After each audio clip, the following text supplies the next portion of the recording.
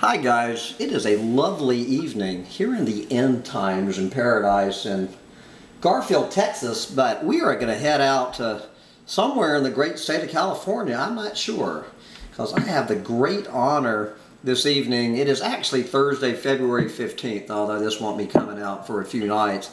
I have the great honor for bringing on the Humpty Dumpty tribe, one of I'm going to be very narcissistic here, like I always have, and call him almost one of my children, and that is Kevin Sandbloom, who you know from the Red Llama Music channel. Kevin is a fairly newcomer to the Doomosphere, but he arrived about 2.5 years ago, and he has taken the Doomosphere by storm. He has completely left me in the dust months ago.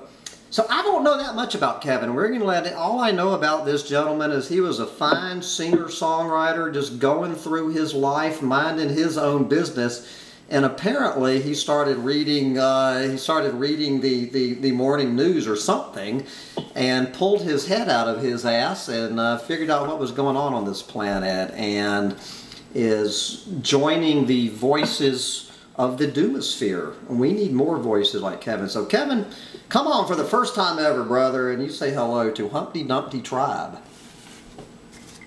Hey, hey. All right. So how did that synopsis of your descent into the Doomosphere jibe with reality? How did a nice normal family guy touring musician end up down in this rabbit hole? What happened?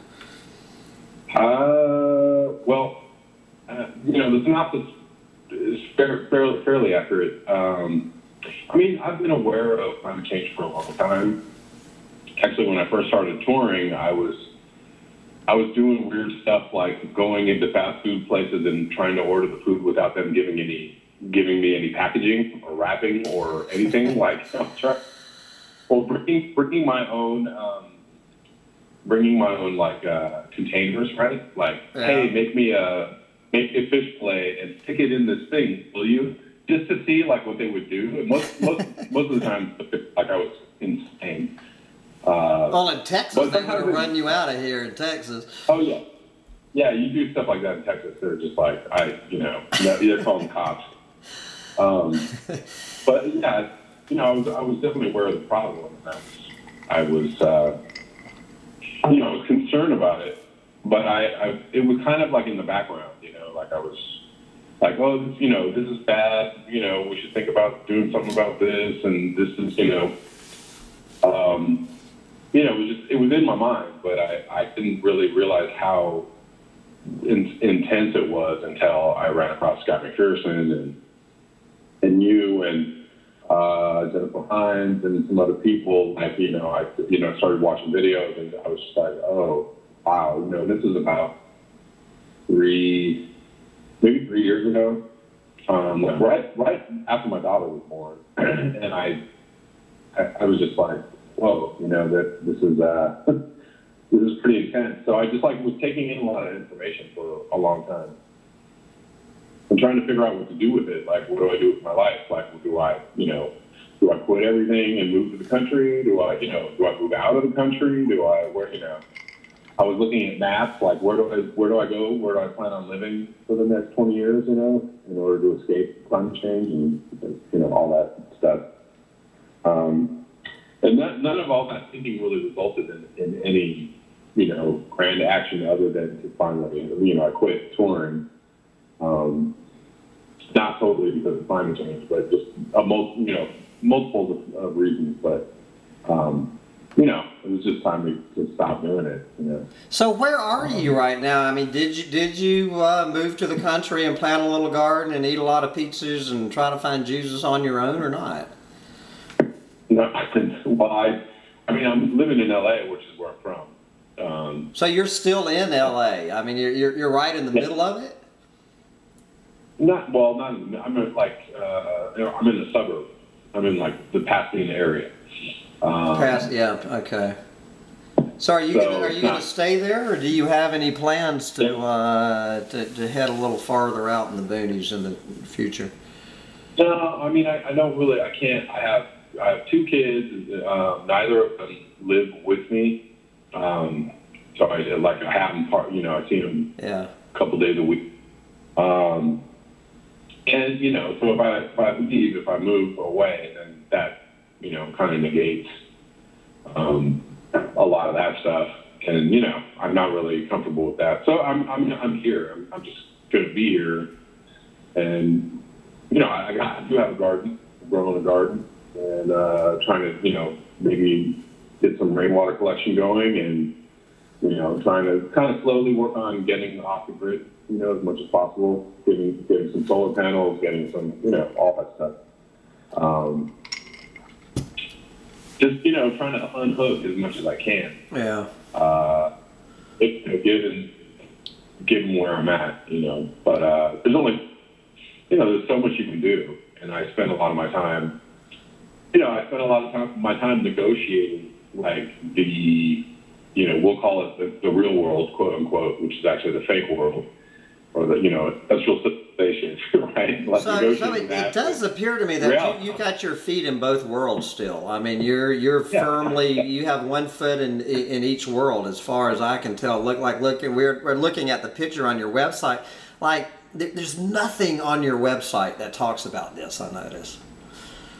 And I mean, that's not, like I still have a career as a musician, so I'm not, when you talk about this stuff to people, like they just get really, obviously, you know the deal. Like I hear you, I hear you pretty much saying like, don't come down this rabbit hole.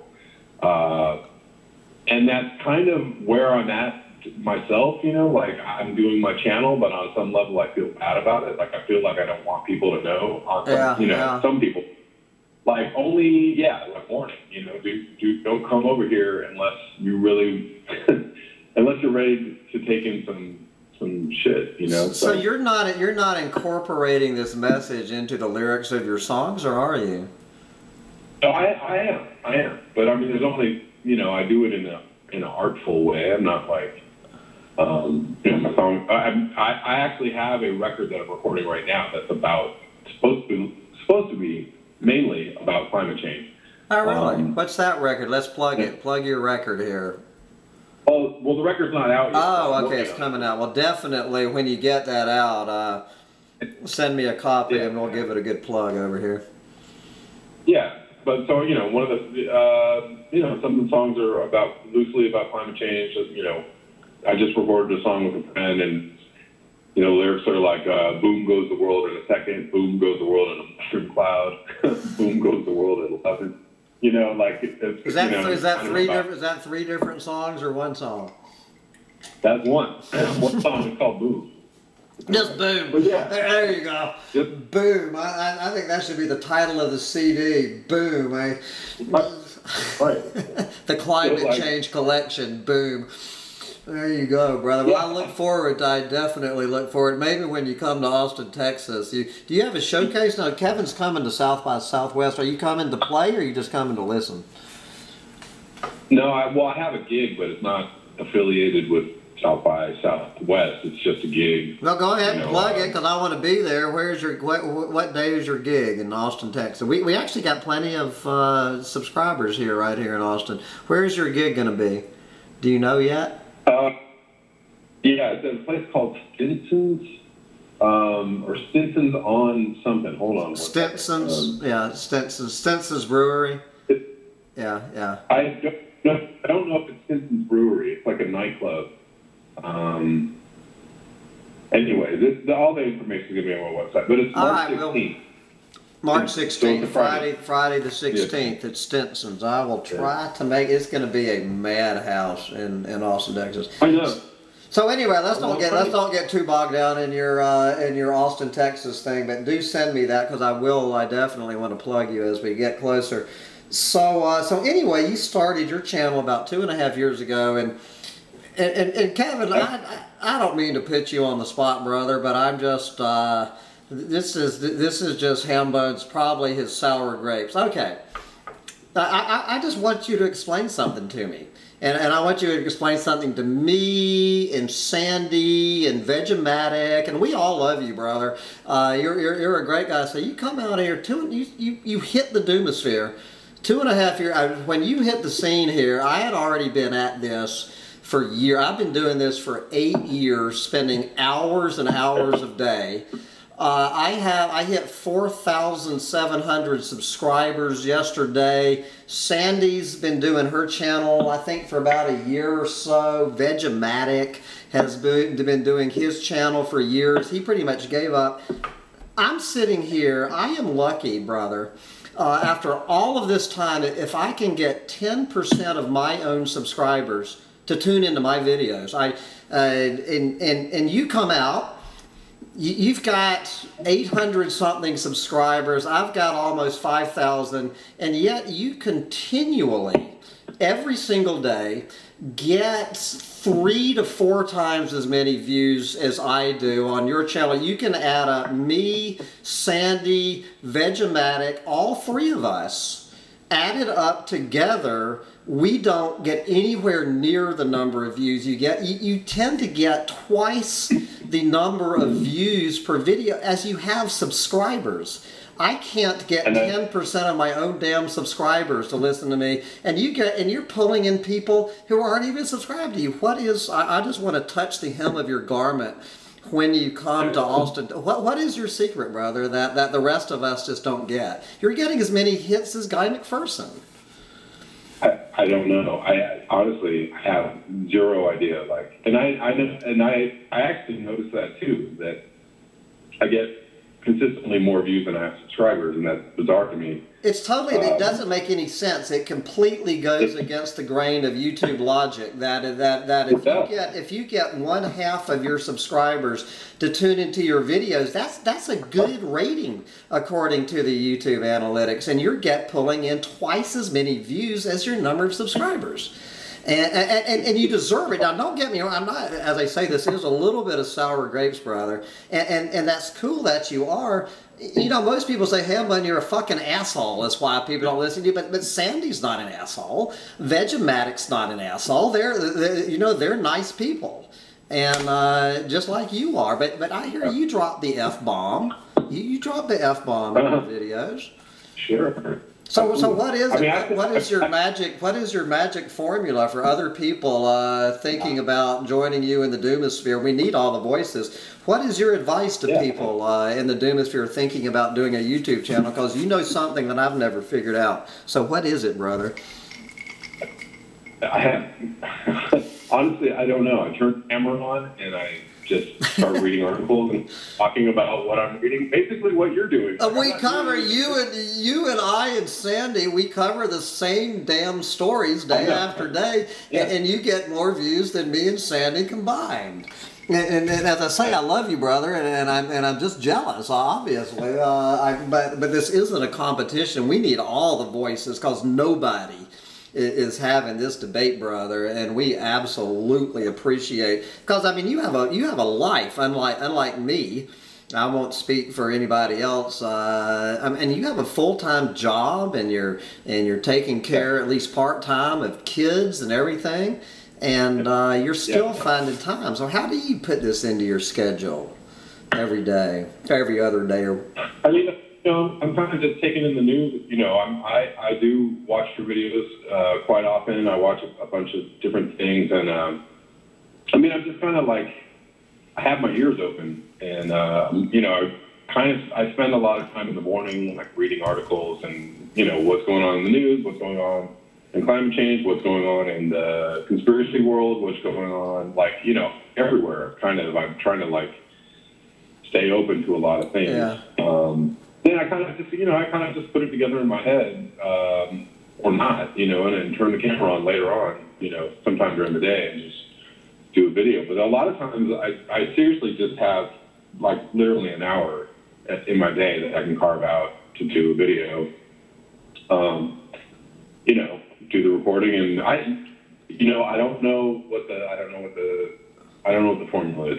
I'm sorry that I'm low on information about that, but I'm just trying to bring in a lot of. I think we're all trying to bring in other aspects, things that affect, things that are around climate change. It's not just what's going on in climate. You do have like economic news and political news that you're covering that all kind of ties in together to what is going on in the world and why why things are happening the way they're happening. And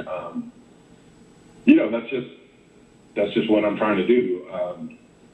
I think I'm a little bit weirder on some levels than other people. I'm going to give you. Okay, you get 2 minutes on chemtrails. Give us your best. Give us your best shot on chemtrails, brother, before I shut you up. But go for it. What are chemtrails? Well, look. I mean, this is gonna last 2 minutes of the interview, guys. Then we're gonna move on to another subject. What is your opinion of chemtrails? Literally, all joking aside. No, I'm just it's just observable evidence to me. Like the things I'm seeing with my eyes don't add up to the explanation of what. I've had plenty of aviation people and scientists trying to, Paul Beckwith trying to tell me why there's more chemtrails and, why this is happening. And, I just, what I'm seeing happening in the skies is just bizarre. It's just really, really weird. It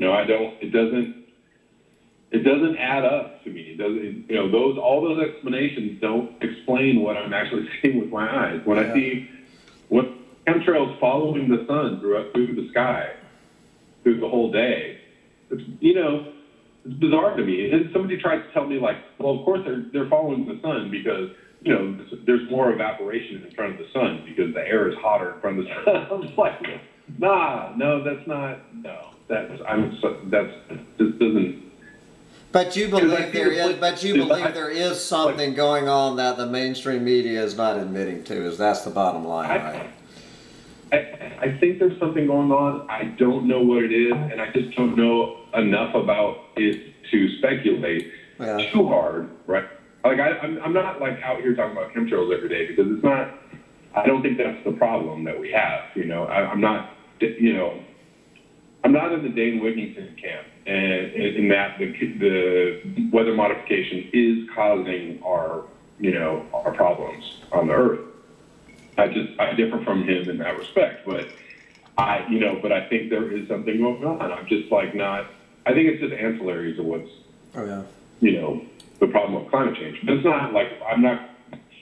It's not the focus. It's not the focus of your channel. Well, as I say, my bottom line about chemtrails is I've been saying even when I was what I call a chemtrail whacker, even when I was, this has not changed. Is that within the next few years, chemtrails are going to be very real. There's no doubt in my mind about it that they're going to go to solar radiation management and spraying these damn things, and it's going to be in your face. And 99% of the clueless fucking morons are going to be cheering the things on. But anyway, let's just move on. Let's move on from chemtrails. So anyway, the bottom, if you've listened to my interviews, brother, I basically have 4 questions that I try to ask people, and it's two-part questions. So question number, after you're obviously an educated, intelligent, articulate gentleman who has been studying this and understands what the hell, I mean, to a degree, as much as any of us can. What's going on? Bottom line, question 1A, are we fucked? 1B, if we are fucked, how fucked are we, Kevin? Are we fucked? We're super fucked. Super fucked. You answered both questions. Yeah. It doesn't mean that I don't hold out. I do engage in the hopium, but I do think like I just think we have some serious problems coming our way, and I wouldn't doubt that in 10 years' time that things are going to look very different from the way they do today. So what do you see? So what? not going to exist in 10 years time. Like everything's going to be different. How different, I don't know, or how messed up it's going to be, I don't know. It's going to be, billions of people dead, or is it going to be, people just really having a hard time? Are we all going to be living in a Hunger Games scenario? I don't know. For sure, I don't know exactly what that's going to look like. But my, I guess from all the problems that we could possibly face, I think that crop loss is the biggest one. Crop loss. Now, people, I want you to understand, I know we're doing the best we can on the sound quality that Kevin's, he doesn't have Skype on his end, so he's just on his cell phone in kind of a remote place. So we're doing the best we can. You did say crop loss is going to be, you think? Crop, yeah.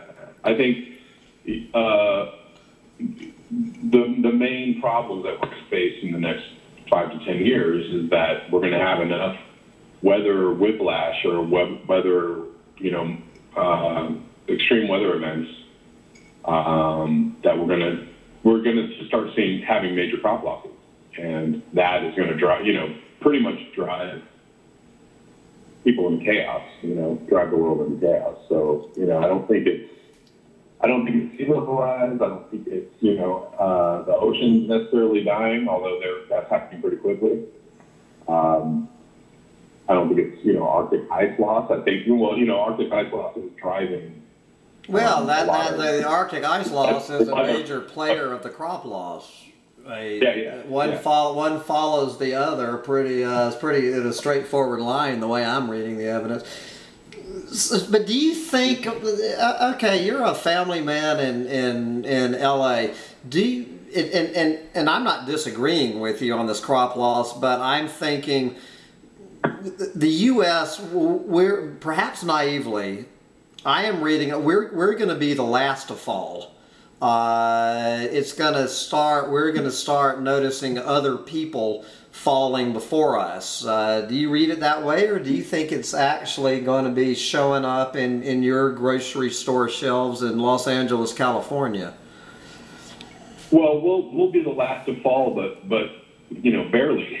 Like, the UK is already, the Europe is already seeing some food, weirdness or whatever, like shortages and prices going up because of crop loss around the world, right?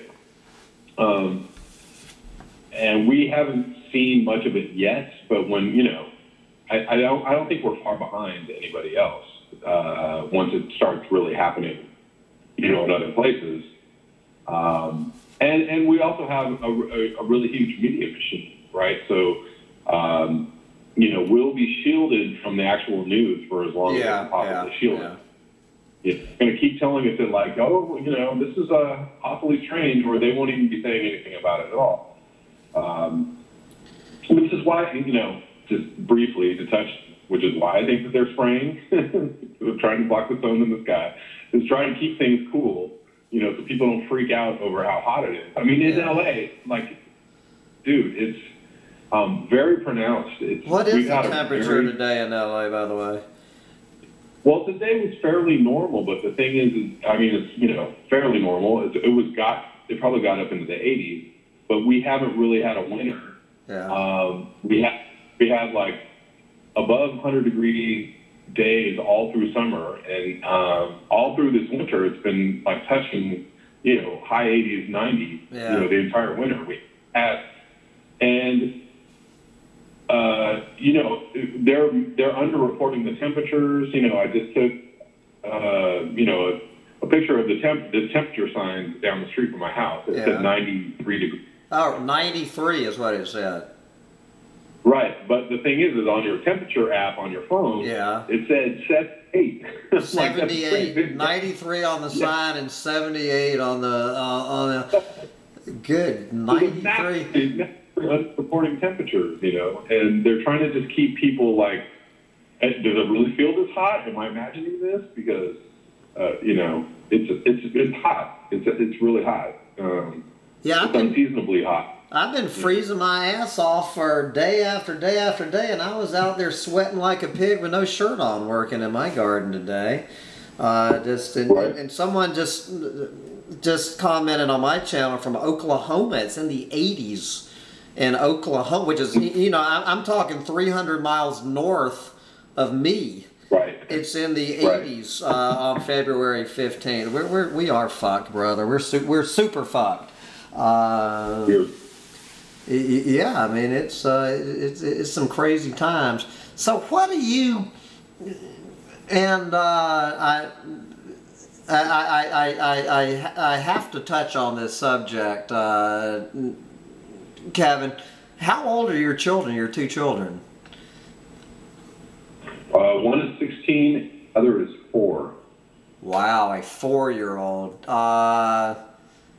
So tell me how that feels. I mean, my God, brother, if I had children and you think that I have a fucking attitude now? If I had children and grandchildren, good Lord, I don't know what I would sound like. I can't believe your hat's not blowing off your head every day. How does it feel? Tell me about being a father of a 4-year-old child in 2018, looking and knowing what you know. You know, you know, definitely I do. You know, I have lots of periods of rage, pretty much daily, right? Like about, you know, what's going on. You know, I'm really trying to channel, you know, I'm trying to channel all that energy into positive, you know, something positive, really, honestly, and that's because it's the best way that I can personally cope with it, you know. You know, if there's a slim chance that we could possibly slow this down, what's the guy's name in Ireland that you just interviewed recently? In Ireland. Ian Baxter. He's a great guy. Yeah, Scotland, not Ireland anyway. One of those. No, we'll really get people pissed over there. Good Lord, when we start mixing up Scotland and Ireland and England, I get all kinds of shit. Anyway, Scotland. He was a great guy. You know, he's kind of saying that, like, if we have any way to possibly slow it down, that's what we should be doing. You know, and I totally agree with him. Like, you know, yeah, we're in a really, really bad place. You know, things look pretty bad and pretty dire. But if we can make any kind of motion forward to slow it down, maybe we can't stop it, but maybe we can slow it down, long enough to find an answer, or to find a way to wiggle a little more time out of it. I don't know. Well, let's go into that, which is the next part of my my next two-part question. So we'll do the first part. What is your reading? Obviously, from a man who has studied this and the father of two children. What is your reading on? Let's take it as a planet-wide, global civilization and species. How would you rate just our collective species reaction to the level of crisis on this planet?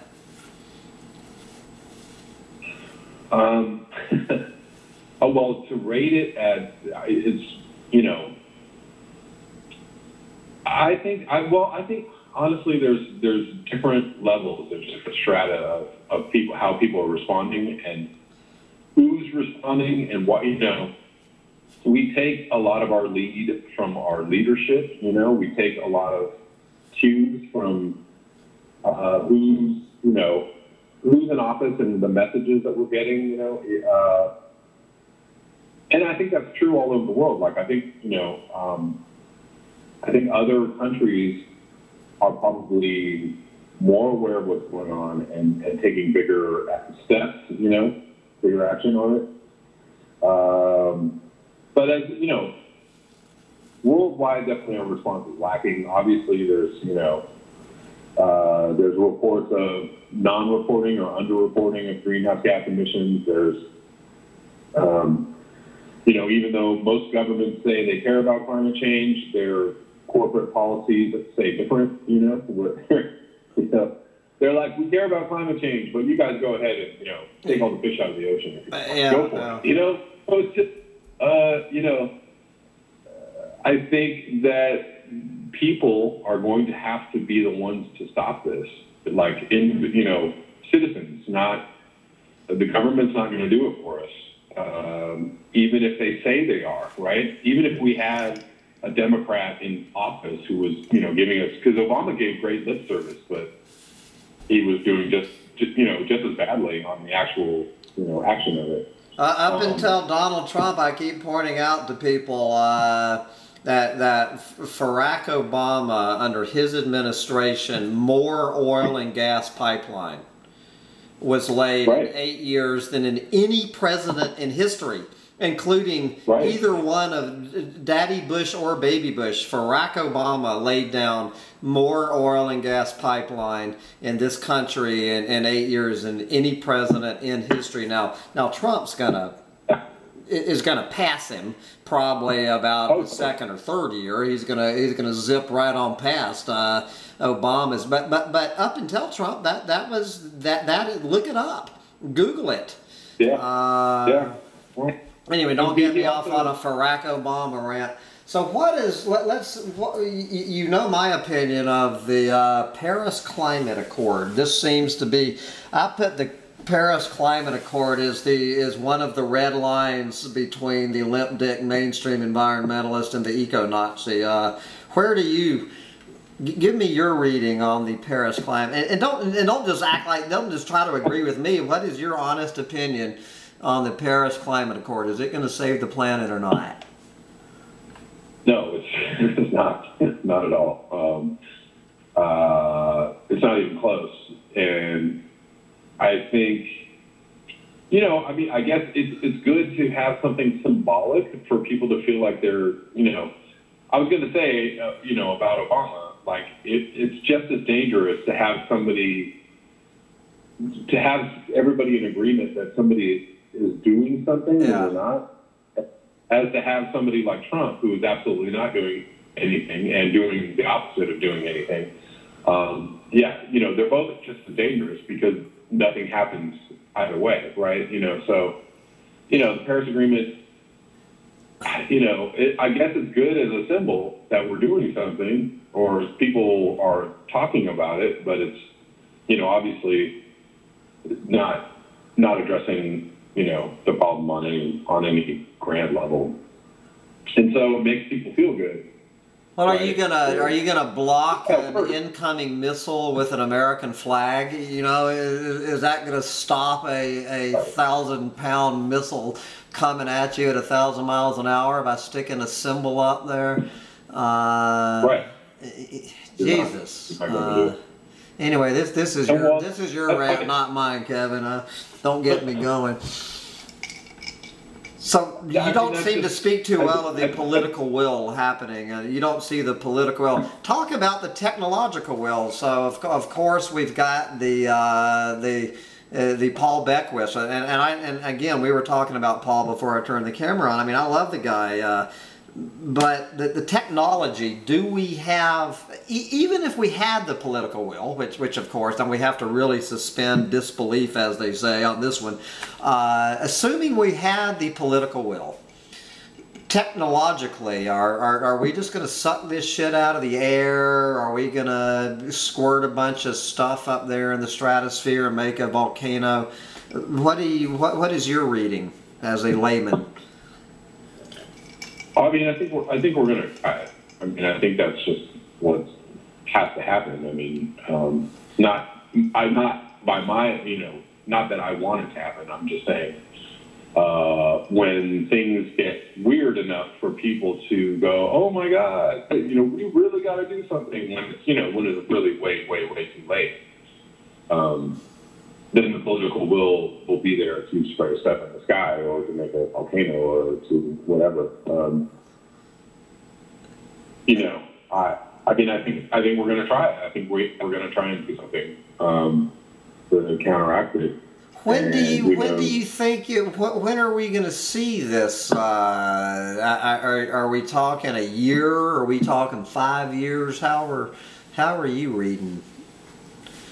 You know, I mean, I think it's just going to happen when things start. You know, they're already obviously, you know, they're already working on it, and they're already. I mean, I personally feel like they're already doing it. Like, how could they not? I mean, they've known about it. They've been thinking about it. You know, the DoD's known about climate change for 40 years or whatever. Yeah. I just can't believe that they don't have people working on this already. And then all the talk by David Keith and Ken Caldera and all these people is like, it's cover for, you know what I mean? They're just laying the groundwork for people to go, oh yeah, geoengineering, and they'll go, hey, look, we got this stuff already right here. You know, look over here. You know. Well, if it's not here today, it's I've been saying for about 3 years, it's 5 years out, so I guess it's 2 years out now. But oh yeah, it's gonna. I mean, you know, even the Paris Climate Accord. I don't know how many people realize this, that literally built into that equation, if you really sit down and read that thing, it is more than implied.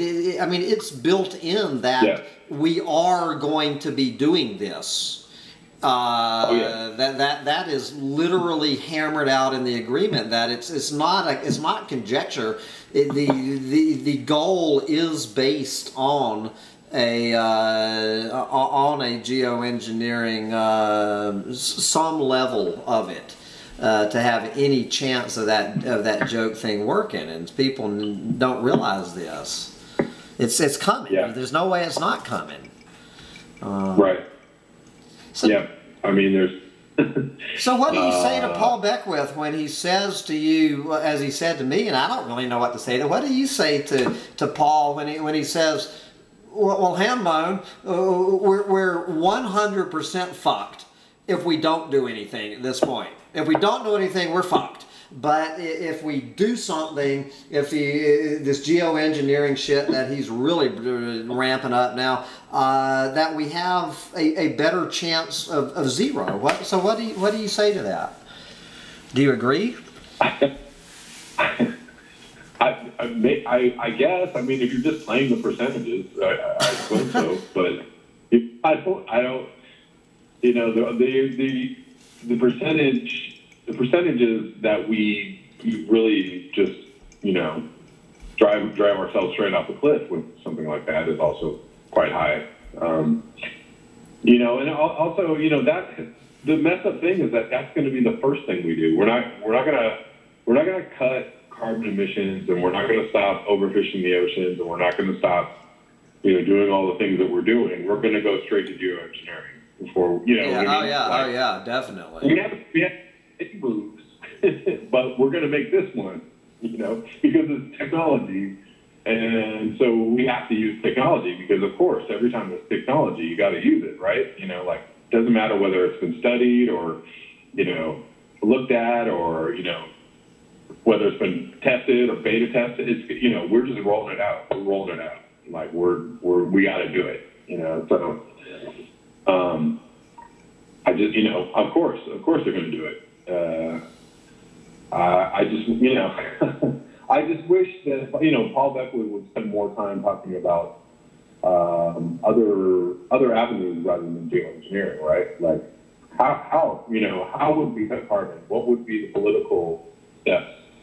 You know, what would be the steps that people could take personally to cut carbon, right? What could we form boycotts? Could we plant trees? Let's go to this, because this is always my fourth question. My fourth question, we're coming right in. We're 40 minutes into this, so this is a perfect time for the fourth and final question. What do you? I know you get this question that I get all the time. I mean, and from people who are really freaked out. And I feel awful for these people. Like him, and I know you get this question, like Kevin, what am I supposed to do? I've pulled my head out of my ass. I understand that we are so fucked. What am I supposed to do as an individual to make any difference to this? Is there anything that an individual human at this point it can do in the face of all this madness?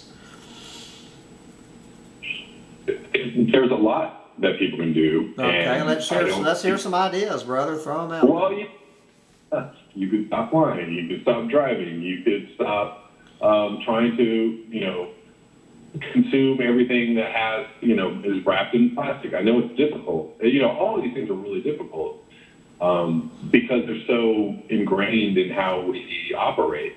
But, if you can't stop driving, you can drive less, or you can get a bike, or you can, start, all of these things take a little bit of inconvenience, and that's the,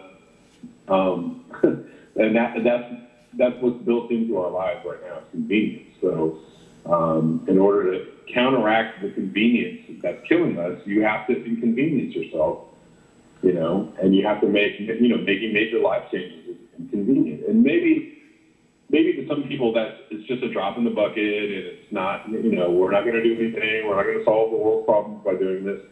Yeah, but I feel like not taking any action or just going like, whatever, it's all going to happen. It's maybe because I have kids, maybe it's, whatever, I don't know why, but I just feel like, as long as we have a chance, or as long as we have a little bit of time, the best way that I can possibly use my time is to try and change my habits and change my life little by little, to, possibly, do my part and inspire other people. That's the thing. It's like people don't want to feel like they're alone in doing this. And that's, when you hear Guy McPherson talk about going off the grid and living in the mud hut, and he says he expected everybody to follow him. No, nobody's gonna follow you. Well, let me just state for the record, I just have to stir up some shit. I was at the mud hut, and 50 feet away from the mud hut is a modern double-wide mobile home with a big power pole outside of it, and air-conditioned, and washer and dryer, and the microwave. And anyway, but we're not going to get into a Guy McPherson rant. The mud hut is about as off the grid as the Empire fucking State Building. But anyway, we're not going to talk about that guy. He's extinct on this station. So, but for every one of us who pulls our head, I stopped driving. I went without a car for 6.5 years. It sucked. And now, when I was down living in the Amazon jungle for 3 years, it was no problem to live with a car down there because we had buses going everywhere. It sucked when I got back to this country. And I started looking, Kevin, 6.5 fucking years of my life that I stopped driving, and every time I opened up the car sales in China. And every year that I wasn't driving, they sold 1 million more cars. I was just reporting this week, and you probably were too, that these SUV sales are off the fucking chart since Trump has been elected. That SUVs. Of course it. And you just say, fuck it. Yeah. Well, I know it's depressing and it's discouraging. But I think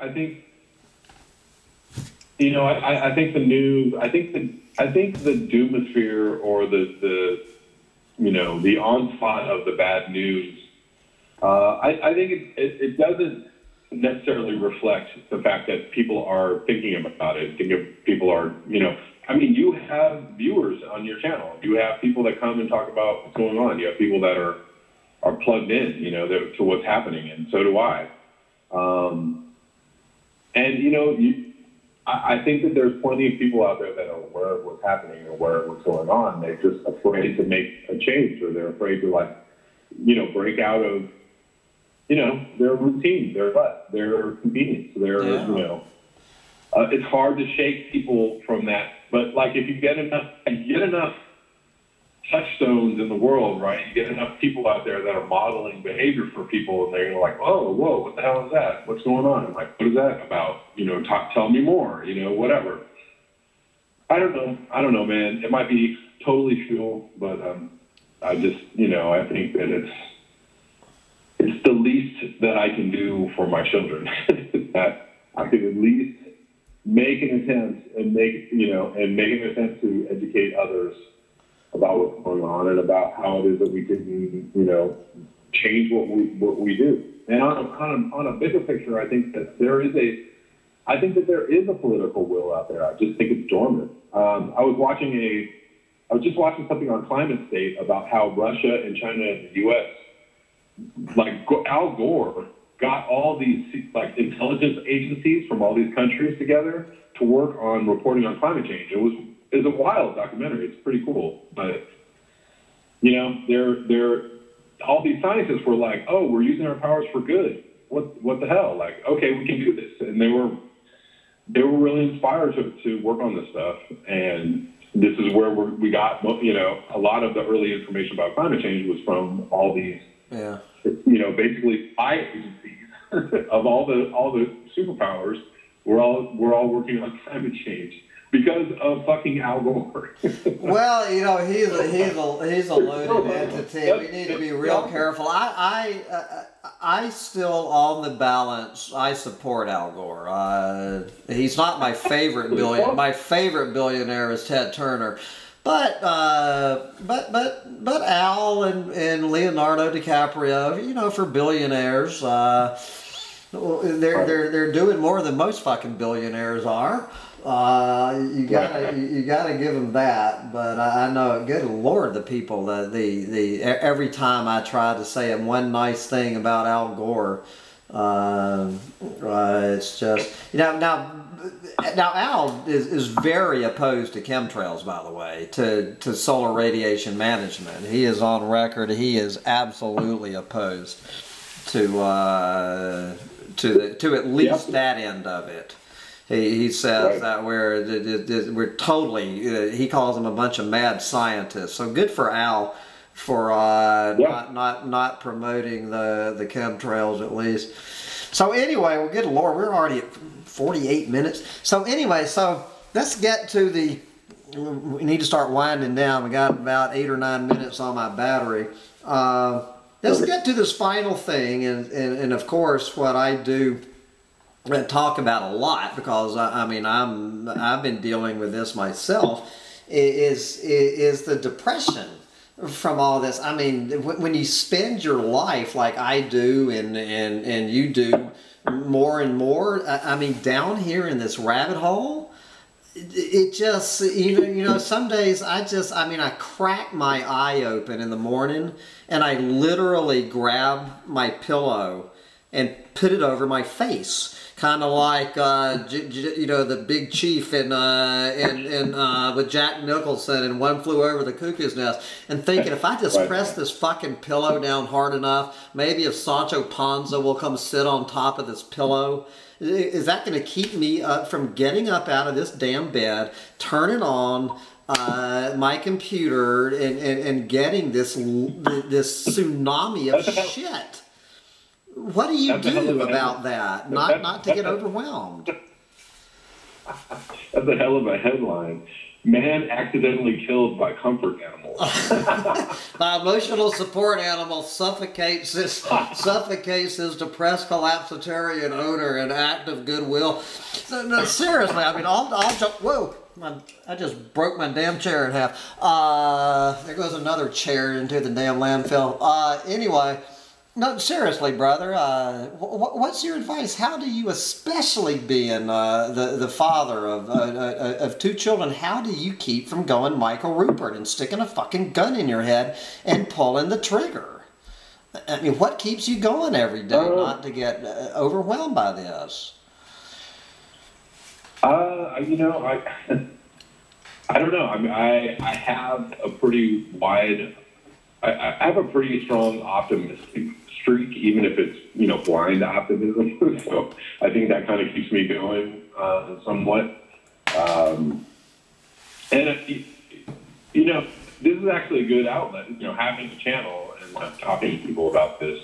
Yeah. On some level, it can be, depressing because you wake up every day and you're like, here it is, here's all this stuff again, but like there's you're not alone, and there's people out there that are aware of it and feel as you do. I don't know, man. I just can't, like, as long as there's something for me to work on, or some way forward for me to trudge, some path to trudge. Like I can just get really lost in that and keep moving forward. But I feel like I was more depressed a couple of years ago when I first ran into this information, and now I'm just maybe, yeah. I mean, like. Yeah, I don't hear that very. I don't hear many people tell me they were more depressed 2 years ago than they are now. That's not a comment I get very often on my channel. It's a weird thing, but I guess it's almost like, or maybe I'm just numb. Maybe I'm just numb to it. I don't know. Maybe I'm just not even, maybe it's not registering as depression for me. Maybe it's just I've turned off. Well, you're obviously not turned off. You're plugged in. I love that quote. I don't know if you listened to my interview with Andrew Glickson yesterday. I asked him this same question, and he goes, well, he goes, when you've been in the water as long as I have, you just don't feel wet anymore. Is right. How he explained it. Now, when you live down here in this rabbit hole, that at some point, you're a fish who doesn't realize that he's wet when you spend your whole fucking life down here. But you have your acoustic, you have your acoustic guitar in your hand. I see there. Yeah. Well, and that also keeps me, that keeps a lot of the stuff away, the blues away, right? I'm creative on a daily basis, so that kind of takes me out of myself, and my kids take me out of myself. It's hard for me to be depressed around my kids. Like I just, they give me happiness. So I just really try, as you encourage people to get out and enjoy the day. In your videos, I just try to find joy in the things that I can find joy in, and I don't, I see the shit coming, and I understand that it's coming, but it's you kind of just have to be happy in the face of it, because eventually you're not going to be very happy. That's really going to suck. So why make the present suck as bad as the future? Because I'm just going to kind of try to enjoy myself, or at least enjoy the moment. Well, that's really all, that's always the bottom line of interview after interview after interview I do here. I mean, we need to get out there and enjoy this while we still can. I mean, we never know. I mean, literally, we could wake up tomorrow morning and go, fuck, this is the big kahuna. And what was I doing yesterday? Was I out in my garden planting organic potatoes, or was I selling some fucking $500,000 house to some clueless moron so I could, go buy another rental property? And you just need to make a fundamental decision. So I hear you saying the same thing as. Yeah. I mean, I try to do what I can, and I just, try to do my best every day to fight against this, and I have to, have some pride in that, and take some comfort in that, and take some joy in that. It probably won't be enough, and that, it is what it is. I don't know. There's little time left. There's very little time left. So, So I'm going to be happy as it goes. Well, if you use what, as many philosophers have said, if you use death as your advisor.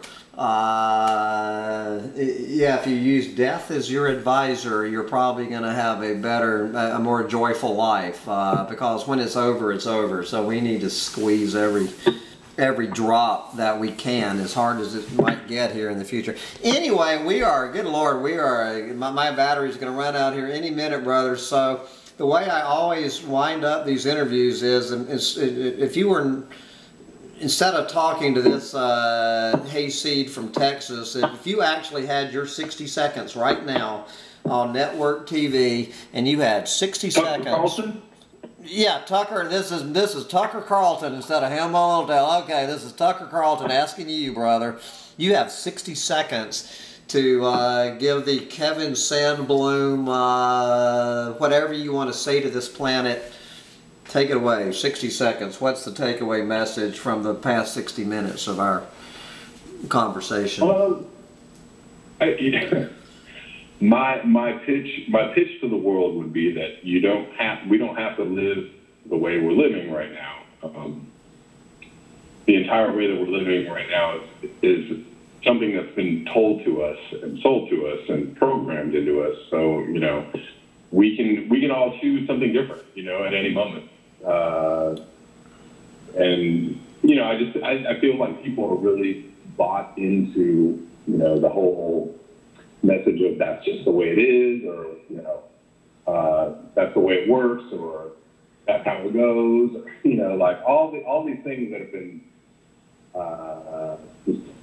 that are drilled into us all the time. And so the Tucker Carlsons of the world are shaping our thoughts for us, and we got to turn all that off. We got to turn off the messaging so that we can receive the true message, whatever that might be. But I think we could do a lot better.